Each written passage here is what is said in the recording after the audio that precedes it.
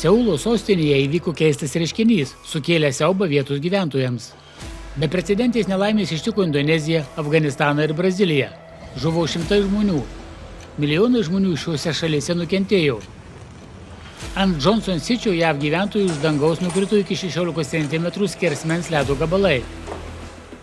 Gegužės pradžioje orų apokalipsė apėmė beveik visą europinę Rusijos dalį. Italijoje nerimą keliančios žinios ateina iš superugnikalnio Campi Flegrei apylinkių. Pusė milijonų gyventojų gyvenančių netoli superugnikalnių yra labai išsigandę. Valdžia mieste rengia avarinės evakuacijos pratybas. Šiaurės pašvaistės nustojo būti šiaurės, nes gegužės mėnesį jas buvo galima stebėti visuose žemynuose. Daugelis pastabių žmonių stebisi, kodėl raudonos pašvaistės tapo dažnesnės ir pradėtų stebėti net pietinėse platumose. Dar prieš metus mokslininkai perspėjo dėl šių dažnėjančių įvykių ir papasakoju, ką jie pranašauja. Visa informacija pateikiama savaitės klimato įvykių planetoje apžvalgoje. Afganistanas. Išgyvenusioje katastrofišką potvynį Afganistane vis dar ieško dingusių artimųjų ir laidoja žuvusius.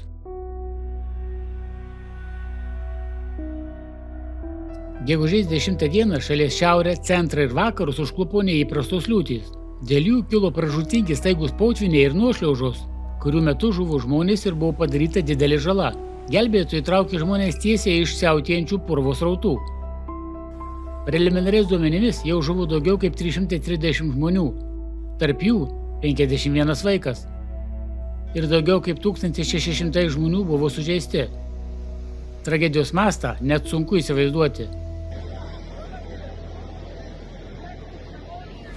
Vien Baglano provincijoje nuo nelaimės nukentėjo apie 80 000 žmonių. Buvo sugriauta 12 000 namų. Apie 40 000 vaikų liko be pastogės. Buvo sugadinta gyvybiškai svarbi infrastruktūra, vandens tiekimo ir medicinos pagalbos. Nėra jokios galimybės pristatyti humanitarinę pagalbą, nes purvo ir akmenų srautai užblokavo kelius. Maistą pavyksta atgabenti tik ant galvijų. Vietiniai gyventojai visiškoje neviltyje. Jie sako, kad nėra nei maisto, nei geriamo vandens, nei pastogės, nei antklodžių, nieko. Potvyniai viską sunaikino. Indija. Gegužės 10 dieną per Indijos sostinę Delį praūžė galinga dulkių audra, per kurią žuvo 2 žmonės ir 23 buvo sunkiai sužeisti. Stiprus vėjas išvertė medžius ir nutraukė elektros laidus, o kai kurių pastatų sienos neatlaikė ir sugriuvo.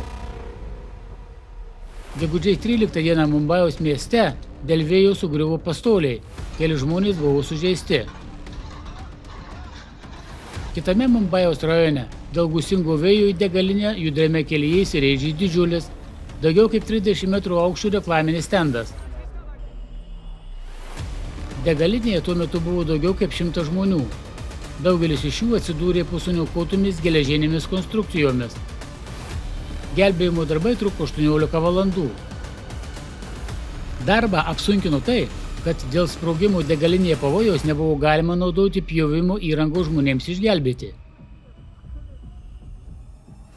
Deja, 14 žmonių žuvo ir 74 buvo sužeisti.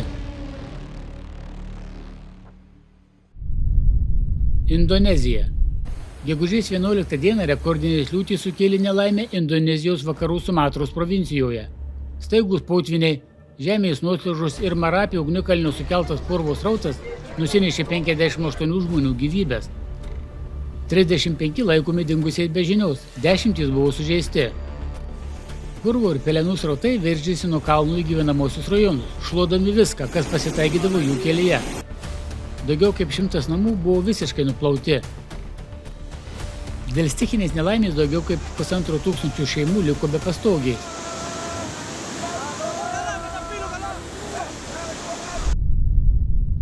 Pietų Korėja.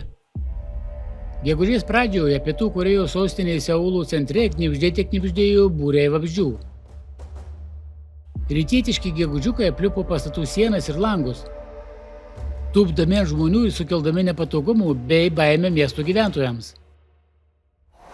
Mokslininkai tai aiškina neįprasta drėgme, karščiu ir stipriais vėjais, kurie pastaruoju metu buvo pastebėti regione.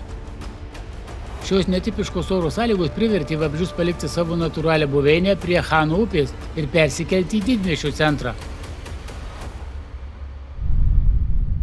Jungtinės Amerikos valstijos. Gegužės 10 dieną Teksase gyventojus užklupo stipri audra su didelė kruša.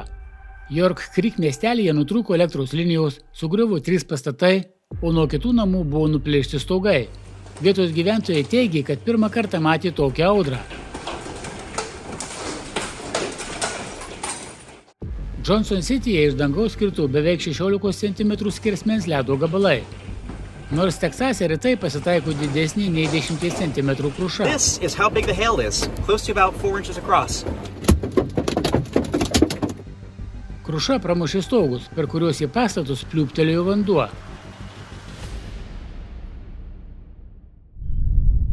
Australija.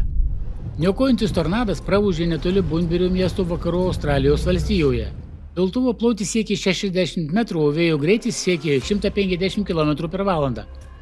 Tornadas truko vos 4 minutės, tačiau padarė didelį žalos ir sukėlė žmonių paniką.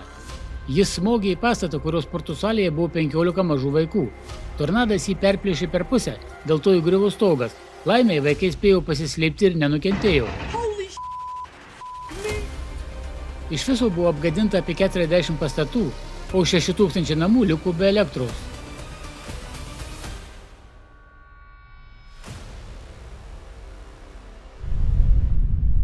Brazilija.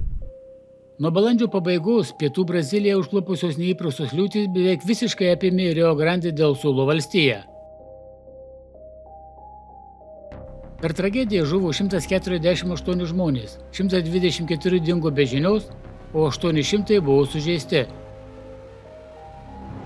Potviniai nuplovė kelius, sugriovė tiltus ir visoje valstijoje sukėlė nuošliaužas. Nukentėjusių žmonių skaičius jau viršijo 2 milijonus, iš kurių daugiau kaip 600 000 buvo priversti palikti savo namus. Visoje šalyje renkamos lėšos nukentėjusiems maistui, drabužiams ir kitoms būtiniausiams reikmėms.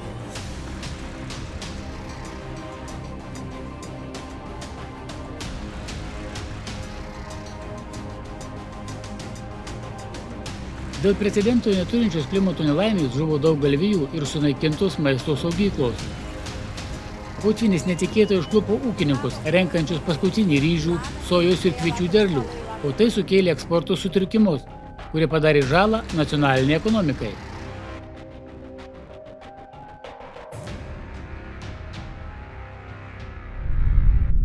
Rusija. Gegužės pradžioje orų apokalipsė apėmė beveik visą europinę šalies dalį. 10 pirmųjų mėnesių dienų čia tapo šalčiausios per visą stebėjimo istoriją. Oro temperatūra buvo 80 laipsnių žemesnė už klimato normą. Gegužės 8-14 dienomis smarkiai snigo mažiausiai 20 Rusijos regionų. Gegužės 11 dieną kai kuriuose Udmurtijos rajonuose sniego pusnų aukštis siekė 8 cm, o Nižnij Novgorode susiformavo gegužės mėnesių nebūdingos pusnys, kurių aukštis siekė 12 cm. Sudėtingiausia padėtis yra 3 srityse. Jose įvestas nepaprastas režimas. Krasnodaro krašte šalnos pakenkė žirnių ir bulvių pasėliams. Volgogrado regione žuvo vynuogės, abrikosai, vyšnios, trešniais ir kiti kaulavaisiai. Voronežo srityje nukentėjo 265 000 hektarų dirbamos žemės. Šalnos sunaikino visus pasėlius, kurie spėjo sudygti. Pakenkta beveik 100 000 hektarų žemkenčių. To šiame regione dar niekada nebuvo. Nuo neįtikėtinų gegužės mėnesio šalnų ir sniego nukentėjo 41 regionų derlius. Oro temperatūra regionuose nukrito iki -10 laipsnių, o tai pražūtinga pasėliams. Preliminariais skaičiavimais pasėlių plotas, kuriame patirta nuostolių, yra 1,5 milijono hektarų. Italija. Superugnikalnio Campi Flegrei aktyvumas kelia didelį nerimą. Labai padaugėjo žemės drebėjimų kalderos teritorijoje. Vien tik balandį įvyko 1252 seisminiai įvykiai. Gegužės 7 dieną čia užfiksuotas neįprastai ilgas žemės drebėjimų spiečius. Daugiau kaip 150 seismų įvykių per 24 valandas. Stiprus 3,2 balų stiprumo žemės drebėjimas įvyko netoli Paciolio miesto. 500 000 šalia gyvenančių žmonių labai išsigandę. Valdžia mieste rengia avarinis evakuacijos pratybas. Nerima kelia tai, kad Campiflegrei vietovėje sparčiai kyla dirvožemis. Jo greitis padidėjo 4 kartus ir kyla sparčiau nei per pastarosius dešimtmečius. Ugnikalnių specialistas Roberto Scandone pakomentavo superugnikalnio suaktyvėjimą. Magmos kilimas gali įvykti labai greitai, su labai trumpais seisminiais prekursoriais per kelias valandas. O prieš tai gali įvykti sprogstamasis išsiveržimas. Jis pridūrė, jei turėčiau neribotus išteklius, evakuočiau Campiflegrei regioną.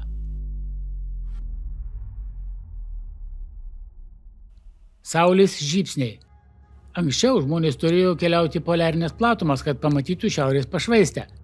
Tačiau gegužės 11 naktį ir vėlesnėmis dienomis ryškės šiaurės pašvaistės buvo galima stebėti tiesiai pro namų langus visose pasaulio žemynuose. Tokio anomalaus reiškinio priežastis stipriausiai X klasės žybsniai Saulėje. Jie išprovokavo galingą aukščiausios 5 klasės geomagnetinę audrą.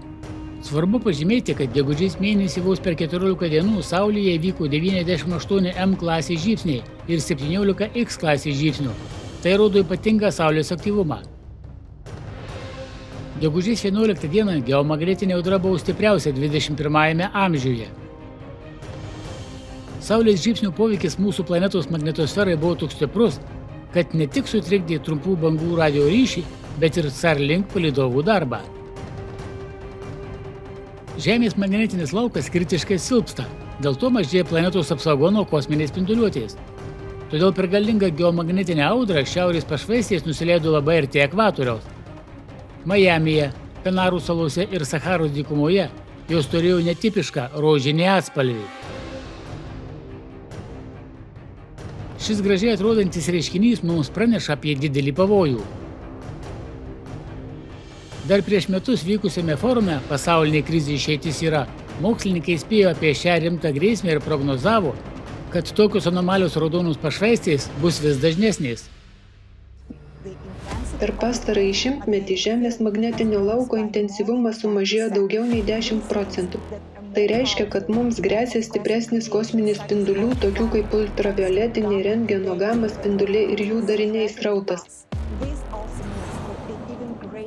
Taip pat tai reiškia, kad išorinių kosminių spindulių srautas, galbūt pastebėjote, kad šiais metais įvairiuose netipiniuose planetos taškuose buvo ypač daug neįprastai ryškių ir dažnų pašvaisčių.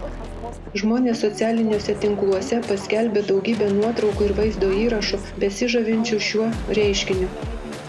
Deja, bet žavėtis nėra kuo. Pirmiausia, tai reiškia, kad magnetinis laukas silpnėja ir tos aktyvios didelės energijos saulės vėjo dalelės, kurias turėtų atspindėti magnetinis skydas, gali laisvai prasiskverbti gilyn į atmosferą ir pradėti sąveikauti su atominiu deguonimi arčiau Žemės. Svarbu atkreipti dėmesį, būtent didesnių, stipriau įkrautų dalelių skverbimasis veikia destruktyviau. Tai, kad raudonieji poslinkiai atsiranda jau apatiniuose atmosferos sluoksniuose, reiškia, kad aukščiau nėra jokios apsaugos. Antroji priežastis, dėl kurios poliarinės pašvaistės elgiasi anomaliai, yra viršutinių ir vidurinių atmosferos sluoksnių sumažėjimas. Atmosfera nusėda, tai yra grimsta, o jos viršutinių ir vidurinių sluoksnių tankis mažėja. Be to keičiasi jos cheminė sudėtis. Palydovų duomenys rodo 2-4 kartus mažesnę deguonies koncentraciją 130 km aukštyje. Šio praradimo sparta gerokai viršija visus apskaičiuotus modelius, o tai leidžia manyti, kad vyksta patologinis procesas, dėl kurio mažėja deguonies kiekis atmosferoje. Mokslininkai taip pat fiksuoja, kad Saulės vėjas naikina ozoną 75 km aukštyje, o netrukus pamatysime, kad ozono sluoksnis naikinamas jau stratosferoje, žemesnėme nei 50 km aukštyje. Tai reiškia, kad neteksime apsaugos nuo ultravioletinių spindulių. Be anomalių raudonų pašvaisčių taip pat pastebėtos mėlynos ir turkio, baltos ir net rožinės spalvos pašvaistės, kurios taip pat rodo Saulės vėjo skverbimasi arčiau Žemės paviršiaus ir magnetinio lauko įtrūkimus. Saulės žybsnių metu pašvaistės vis labiau juda ekvatoriaus link. Tai gąsdina, nes tokie dideli magnetinio lauko sutrikimai yra ženklas, kad Žemės branduolys nebeveikia tinkamai. Mus gąsdina tai, kad dabar visi taip žavisi šiuo reiškiniu, nesuvokdami, kad tai yra juoda Cerberio žymė. Žavėtis retų spalvų šiaurės pašvaistė tai tas pats, kas žavėtis ašmenų aštrumu gulint ant giljotinos. Deja, mokslo pasaulis į šią problemą nežiūri visiškai. Ir veltui, ateityje šie procesai tik intensyvės, o iš kosmoso sklis vis aštresnė spinduliuotė. Kodėl mūsų planetoje vyksta tokie globalūs pokyčiai ir kaip galėtume užkirsti kelią atėjančiai grėsmei, kalbėta tarptautinėme forume Pasauliniai krizei atsakomybė.